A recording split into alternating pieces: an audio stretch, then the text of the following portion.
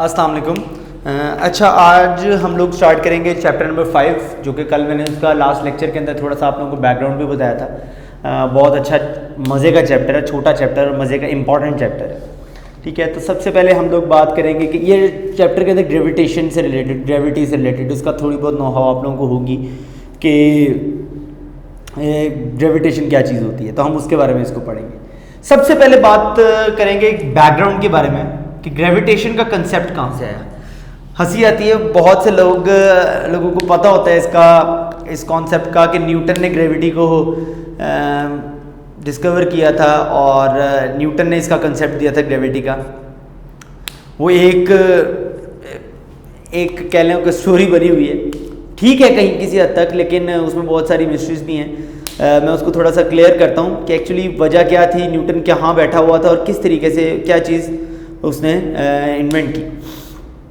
कहा यह जाता है कि जो सर आइजैक न्यूटन थे हमारे, वो एक दरख्त के नीचे बैठे हुए थे और वहाँ से एक एप्पल गिरा, और जब एप्पल गिरा तो वहाँ से उन्होंने कहा कि इस वजह से ये आम पे ग्रेविटी और इस वजह से ऑब्जेक्ट नीचे गिरा। एक्चुअल एक चीज़ मैं आप लोगों को क्लियर करूँ कि कंसेप्ट ये नहीं था। वो इस चीज़ का कंसेप्ट समझने के लिए वहाँ पर नहीं थे कि एप्पल नीचे गिरता है तो क्यों गिरता है, या कोई ऑब्जेक्ट ऊपर से नीचे गिरता है क्यों गिरता है। एक और कंसेप्ट था जिसके ऊपर वो वर्किंग कर रहे थे, और वो कंसेप्ट ये था कि सारे प्लैनेट्स जो होते हैं, ये 1665 की बात है, ये बुक में भी ये शायद थोड़ा बहुत इसका डिस्कस किया हुआ है। कंसेप्ट एक्चुअली ये था कि जो सारे प्लैनेट्स हैं वो सन के इर्द गिर्द रिवॉल्व क्यों करते हैं, जो प्लैनेट्स हैं वो सन के इर्द गिर्द क्यों रिवॉल्व करते हैं, जो हमारा अर्थ है वो सन के इर्द गिर्द क्यों रिवॉल्व करता है, जो मून होता है, मून तो एक्चुअली एक सैटेलाइट है, ठीक है, जो मून है वो अर्थ के इर्द गिर्द क्यों रिवॉल्व करता है, क्या वजह ये चीज़ें डिफरेंट चीज़ों के इर्द गिर्द रिवॉल्व कर रही, घूम रही, एक्चुअली क्या कंसेप्ट है।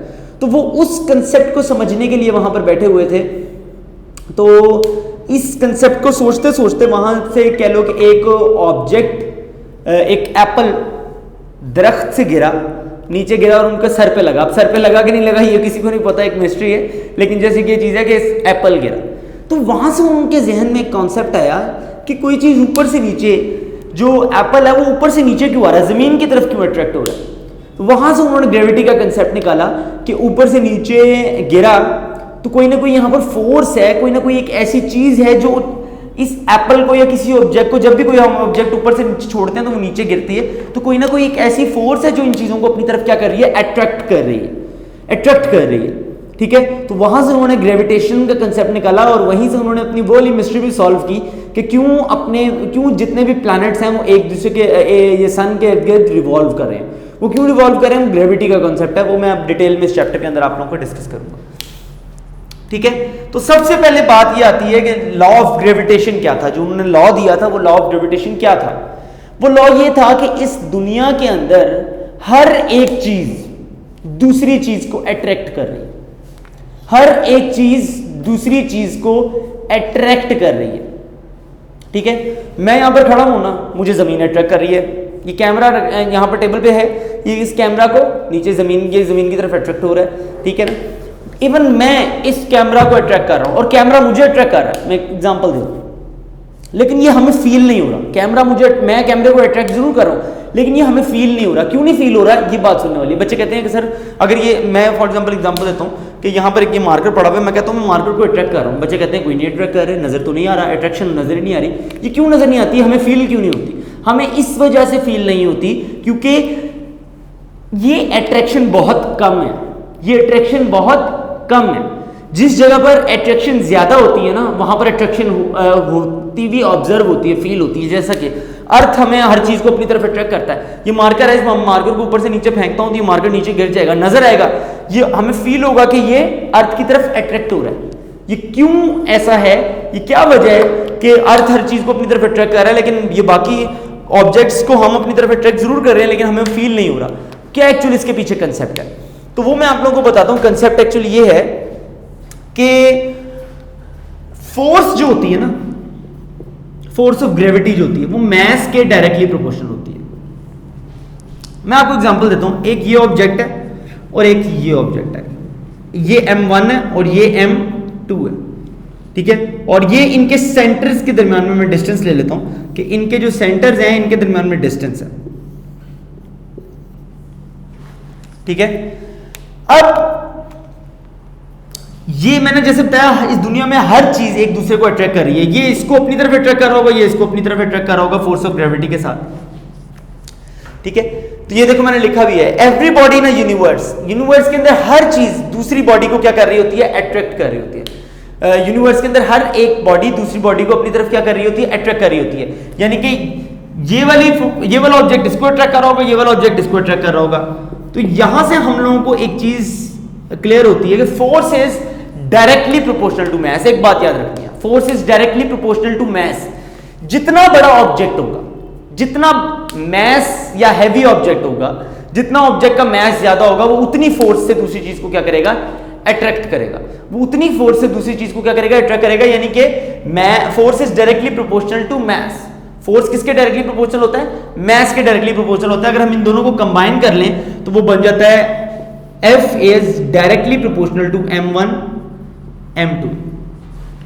जितना ज्यादा मैस होगा उतनी ज्यादा अट्रैक्शन होगी। अब यहां पर मैं आप लोगों का वो कंसेप्ट क्लियर करने लगा हूं कि क्या वजह है कि अगर ये मैं आप लोगों को जैसे ये बात कर रहा हूं कि यहां पर अगर कोई मार्कर पड़ा हुआ है, वो मार्कर मुझे अपनी तरफ मैं उस मार्कर को अपनी तरफ अट्रैक्ट कर रहा हूं, लेकिन वो मुझे होता हुआ नजर नहीं आ रहा। वो मार्कर अपनी जगह पर पड़ा हुआ है, वो अट्रैक्शन हमें फील नहीं हो रही।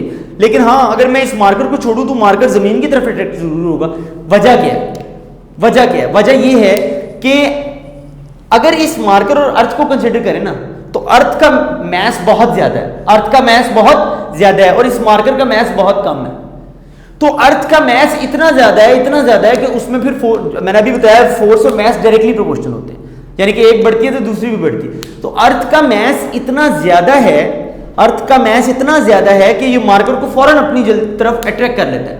क्योंकि इसका मैस ज्यादा है तो इसके अंदर फोर्स ऑफ अट्रैक्शन या फोर्स ऑफ ग्रेविटी भी बहुत ज्यादा है। ठीक है ना, मैस का डिफरेंस बहुत ज्यादा है। अगर उसके कंपैरेटिवली मैं ये देखूं कि ये मार्कर मेरी तरफ अट्रैक्ट क्यों नहीं हो रहा, तो मेरा मैस मार्कर से बेशक ज्यादा है लेकिन उतना ज्यादा नहीं होगा जितना अर्थ का ज्यादा है। तो मेरे और इसके केस में उतनी अट्रैक्शन नहीं होगी, मेरे और इस मार्कर के केस में उतनी अट्रैक्शन नहीं होगी कि अगर हम मार्कर और अर्थ की अट्रैक्शन देखें। अर्थ का मैस बहुत ज्यादा है, वो अट्रैक्ट करता है और वो अट्रैक्शन फील होती है। लेकिन मेरा और इसके मैस में इतना डिफरेंस नहीं है, मेरा मैस इतना ज्यादा नहीं है जितना अर्थ का है। इस वजह से वो अट्रैक्शन हमें फील नहीं हो रही। अट्रैक्शन होती थोड़ी बहुत जरूर है लेकिन वो फील ऑब्जर्व नहीं हो पाती। तो पहला पॉइंट यहां से पहला एक फॉर्मूला जो है या इक्वेशन ड्राइव होती है कि force is directly proportional to the masses, product of masses. जितना ज्यादा मैस होगा, जितना ज्यादा मैस होगा उतनी ज्यादा फोर्स ऑफ अट्रैक्शन होगी। दूसरी बात, डिस्टेंस की बात करते हैं। दोनों ऑब्जेक्ट्स के दरमियान में जितना कम डिस्टेंस होगा, दोनों ऑब्जेक्ट्स के दरमियान में जितना कम डिस्टेंस होगा उतनी ज्यादा फोर्स ऑफ अट्रैक्शन होगी। और जितना डिस्टेंस बढ़ता जाएगा, दोनों ऑब्जेक्ट एक दूसरे से दूर जाते जाएंगे, उनमें फोर्स ऑफ अट्रैक्शन क्या होती जाएगी, कम होती जाएगी। मैं एक जनरल से एग्जांपल लेता हूं जस्ट आप लोगों का कंसेप्ट क्लियर करने के लिए कि आपके पास दो मैग्नेट्स हैं, एक ये मैग्नेट है बार मैग्नेट और एक ये बार मैग्नेट है। इन दोनों को, ये दो मैग्नेट्स हैं आप लोगों के पास, इन दोनों को मैं बिल्कुल करीब लेके आता हूं। जब मैं इन दोनों को बिल्कुल करीब लेके आता हूं तो आप लोग देखोगे आप लोगों के हाथ पे फोर्स लग रही होती है कि दोनों एक दूसरे को अट्रैक्ट कर रहे हैं। ऐसा होता है कि नहीं होता? दो मैग्नेट्स को बिल्कुल करीब लेके आओ तो ये बड़ी जोर से आपका हाथ अट्रैक्ट हो रहा होता है कि दोनों मैग्नेट्स फौरन एक दूसरे को अट्रैक्ट कर लें। यानी कि जब दोनों ऑब्जेक्ट्स के दरमियान में डिस्टेंस कम होता है तो फोर्स ऑफ अट्रैक्शन बहुत बढ़ जाती है। और अगर इन ही मैसेज को या इन्हीं दोनों मैग्नेट्स को मैं दूर ले जाता हूं तो क्या अब उतनी ज्यादा, अब आप मुझे खुद बताओ अगर मैं इनको दूर ले जाऊं तो क्या उतनी ज्यादा अट्रैक्शन आपको फील होगी कि जो इस केस में थी जब हम करीब रखा हुआ था? नहीं। जब हम इन दोनों मैग्नेट्स को दूर ले जाएंगे, जब हम इन दोनों मैग्नेट्स को दूर ले जाएंगे तो उतनी ज्यादा अट्रैक्शन नहीं होगी। इधर से हम लोगों का क्या कंसेप्ट क्लियर होता है कि जब डिस्टेंस कम होता है तो फोर्स ऑफ अट्रैक्शन ज्यादा फील होती है और जब डिस्टेंस बढ़ जाता है तो फोर्स ऑफ अट्रैक्शन कम फील होती है। Means to say that force is inversely proportional to distance. Force distance के इनवर्सली प्रोपोर्शनल होती है कि डिस्टेंस कम तो फोर्स ज्यादा, डिस्टेंस ज्यादा तो फोर्स कम। ठीक है, तो डिस्टेंस का स्क्वायर इस वजह से होता है, हम रिप्रेजेंट कर रहे होते हैं कि बहुत दूर ऑब्जेक्ट्स हैं। ये दो इक्वेशंस हमारे पास आ जाती हैं, एक F is directly proportional to m1 and m2 और एक आ जाती है F is inversely proportional to d square.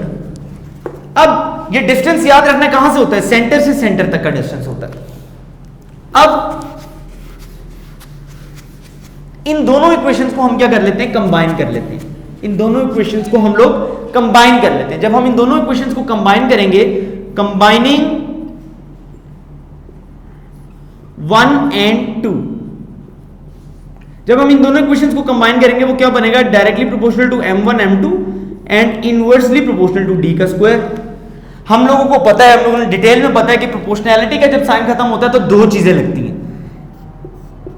Equals to और कांस्टेंट। क्या लगता है, कांस्टेंट, इक्वल्स टू और कांस्टेंट। तो यहां पर जो कांस्टेंट है दैट इज g, वो क्या है, g है, जिसे हम कहते हैं ग्रेविटेशनल कांस्टेंट। क्या कहते हैं बेटा, ग्रेविटेशनल कांस्टेंट।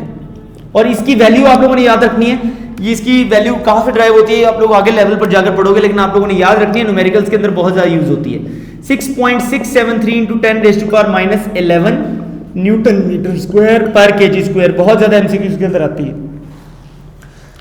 तो फॉर्मूला हमारे पास क्या बन गया है, F equals to G m1 m2 over d का स्क्वायर। ये फॉर्मूला हमारे पास फोर्स ऑफ ग्रेविटेशन का डिराइव हो गया। ठीक है, तो अब आप देख सकते हो स्टेटमेंट के अंदर भी यही है कि एवरी बॉडी इन यूनिवर्स, कोई भी चीज जो होगी यूनिवर्स में वो दूसरी बॉडी को अट्रैक्ट कर रही होती है उस फोर्स के साथ जो कि डायरेक्टली प्रोपोर्शनल है मैसेज के प्रोडक्ट के, मतलब कि मल्टीप्लाई करके मैसेज के डायरेक्टली प्रोपोर्शनल है, और इनवर्सली प्रोपोर्शनल है उनके सेंटर्स के दरमियान डिस्टेंस के स्क्वायर के। देख सकते हो, every body in universe attracts every other body with a force that is directly proportional to the product of masses and inversely proportional to the square of distance between their centres. तो ये आप लोगों का formula drive हो जाता है। अच्छा, ये यूनिट में आप लोगों को बताता हूं, ये यूनिट कहां से आता है।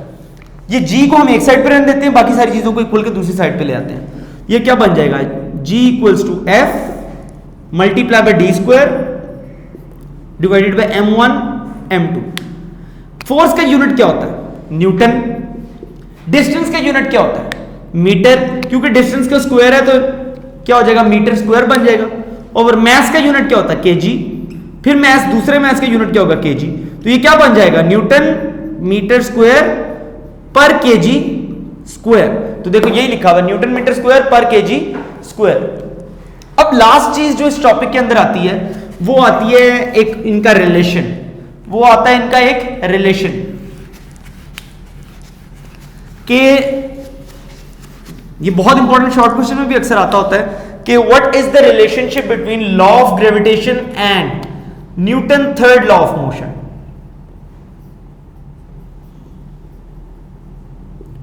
कि Newton third law of motion और लॉ ऑफ ग्रेविटेशन के दरमियान में ताल्लुक क्या होता है। ये इन दोनों में थोड़ी सी सिमिलैरिटीज हैं, वो सिमिलैरिटीज के बारे में हम लोग यहां पर डिस्कस करने लगे हैं। ठीक है, जैसे कि मैंने अभी आपको बताया कि ये ऑब्जेक्ट है, ये उसका सेंटर पॉइंट है, ये एक दूसरा ऑब्जेक्ट है, ये उसका सेंटर पॉइंट है।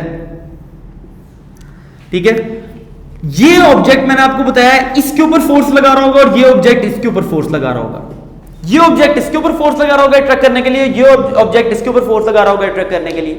तो हम लोगों ने याद करो न्यूटन थर्ड लॉ क्या पढ़ा था कि हर एक्शन का रिएक्शन होता है, to every action there is equal and opposite reaction.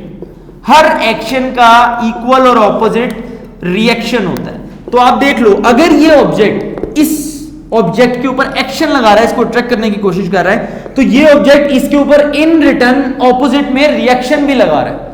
ये एक्शन लगा रहा है तो ये रिएक्शन लगा रहा है। याद रखना, एक्शन और रिएक्शन एक बॉडी के ऊपर नहीं होते, डिफरेंट बॉडीज के ऊपर होते हैं। ये ऑब्जेक्ट इसके ऊपर एक्शन लगा रहा है, ये ऑब्जेक्ट इसके ऊपर एक्शन लगा रहा है, तो दूसरा ऑब्जेक्ट इसके ऊपर इन रिटर्न क्या लगा रहा होगा, रिएक्शन लगा रहा होगा। तो यही कंसेप्ट था थर्ड लॉ ऑफ मोशन का। और कुछ ऐसा ही कंसेप्ट हम लोगों ने लॉ ऑफ ग्रेविटेशन के अंदर पढ़ा कि दोनों हर बॉडीज जो होती हैं, हर एक बॉडी दूसरी बॉडी को ऑपोजिटली क्या कर रही होती है, अट्रैक्ट कर रही होती है। तो हम यही बात करते हैं कि law of gravitation and third law of motion के अंदर बहुत ज्यादा ताल्लुक है। मैं एक दफा फिर एक बात को रिपीट कर दूं कि अक्सर बच्चों के जहन में क्वेश्चन होता है कि जैसे कि सर ने कहा कि हर एक बॉडी दूसरे बॉडी को अट्रैक्ट कर रही है, तो यहां पर ये मेरा मोबाइल पड़ा हुआ है, ये मोबाइल मैं इस मोबाइल को अपनी तरफ क्यों नहीं अट्रैक्ट कर पा रहा हूं? क्या वजह है कि मैं इसको अपनी तरफ अट्रैक्ट की, मुझे फील नहीं हो रहा। अट्रैक्शन हो रही है लेकिन हमें फील नहीं हो रही। क्यों नहीं फील हो रही? क्योंकि मेरा मैस इतना ज्यादा नहीं है, मेरा मैस इतना ज्यादा नहीं है। अगर मेरा मैस अर्थ जितना होता, मेरा मैस मून जितना होता, तो शायद मैं इतनी ज्यादा मेरे अंदर फोर्स जनरेट हो जाती कि मैं इसको अपनी तरफ खींच भी लेता, अट्रैक्ट भी कर लेता। ठीक है ना? अट्रैक्शन हो रही है लेकिन बहुत थोड़े लेवल पर हो रही है, बहुत कम हो रही है, इस वजह से हमें फील नहीं हो पा रही। इसी के केस में अगर इसमें ऑब्जेक्ट इसमें मार्कर इस मोबाइल को छोड़ता हूं, जब मोबाइल छोड़ता हूं तो नीचे गिर जाता है। क्यों गिर जाता है? ये अर्थ से अपनी तरफ अट्रैक्ट कर लेता है। क्यों अट्रैक्ट कर लेता है? क्योंकि अर्थ का मैस बहुत ज्यादा है। अर्थ का मैस इतना ज्यादा है कि वो ऑब्जेक्ट को अपनी तरफ अट्रैक्ट कर लेता है और वो हमें ऑब्जर्व भी होता है, फील भी होता है। यही वजह है, यहीं से आइजैक न्यूटन ने कहा कि जो सन है, सन का मैस अर्थ से बहुत ज्यादा होता है। सन का मैस अर्थ से बहुत ज्यादा होता है। सन का मैस बाकी प्लैनेट से बहुत ज्यादा होता है। यही वजह है कि सन जो होता है वो अर्थ को भी और बाकी प्लैनेट्स को भी क्या कर लेता है? अपनी तरफ अट्रैक्ट करता है और रिवॉल्व करवाता है। क्यों? क्योंकि उनका मैस बहुत ज्यादा है, फोर्स ऑफ ग्रेविटी बहुत ज्यादा जनरेट हो जाती है और वो अट्रैक्ट कर लेता है और वो रिवॉल्व करवाता है। फिर यही वजह है कि अर्थ का मैस मून से बहुत ज्यादा होता है। मून तो एक प्लैनेट नहीं है, एक सैटेलाइट है, ठीक है? तो अर्थ का मैस मून से बहुत ज्यादा होता है, तो अर्थ मून को अपनी तरफ अट्रैक्ट करता है और वो रिवॉल्व करता है। तो मून जो होता है वो अर्थ के इर्द गिर्द रिवॉल्व करता है और अर्थ किसके ऊपर रिवॉल्व करता है? सन के इर्द गिर्द। सन का मैस जो है वो अर्थ से ज्यादा है, इस वजह से अर्थ को अट्रैक्ट करता है अपनी तरफ, रिवॉल्व करवाता है। अर्थ का मैस मून से ज्यादा है, तो अर्थ मून को अट्रैक्ट करवाता है और रिवॉल्व करता है। आई होप सो मैंने बड़ी डिटेल में आप लोगों को एग्जांपल्स क्लियर कर दिए और इसको 2-3 दफा सुनोगे तो आप लोगों की चीजें कंफ्यूजन क्लियर हो जाएगी। तो आज के लिए जैसे इतना ही, बाकी इंशाल्लाह नेक्स्ट चैप्टर के अंदर, नेक्स्ट लेक्चर के अंदर कवर करेंगे। Thank you very much.